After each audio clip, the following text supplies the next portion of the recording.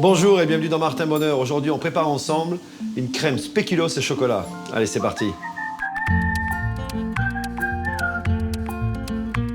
Les ingrédients pour la recette du jour. Ça, ce sont les spéculoos, vous les reconnaissez, qu'on a fait ensemble.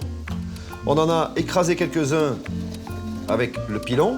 On a la crème, le lait, le chocolat, les jaunes d'œufs et le sucre.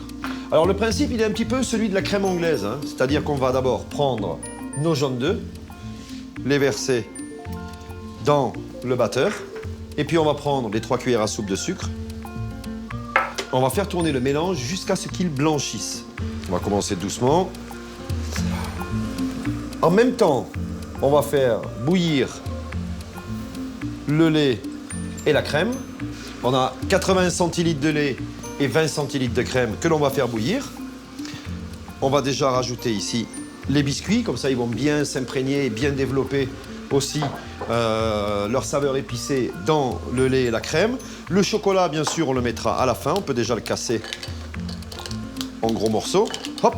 Donc on a réalisé en fait ce qu'on appelle un ruban, hein, avec les jaunes et le sucre. Regardez un petit peu la consistance de ce que c'est devenu.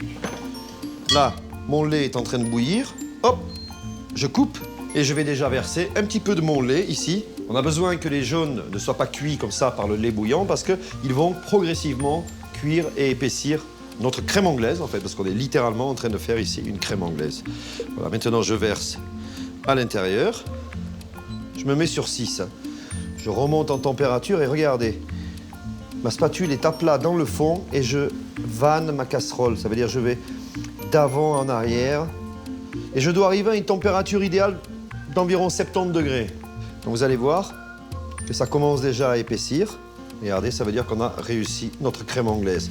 Ça va continuer à cuire. On stoppe la cuisson en versant. Et on verse tout parce qu'au fond de la casserole, comme vous le voyez, on a les petits morceaux de spéculoos qui ont gonflé. On vient gentiment remuer pour augmenter la surface et permettre de refroidir. On peut déjà y incorporer le chocolat. Voilà, donc là on voit à la couleur bien sûr que le chocolat a fondu, c'est devenu bien épais. Voilà, et là vous remplissez vos moules.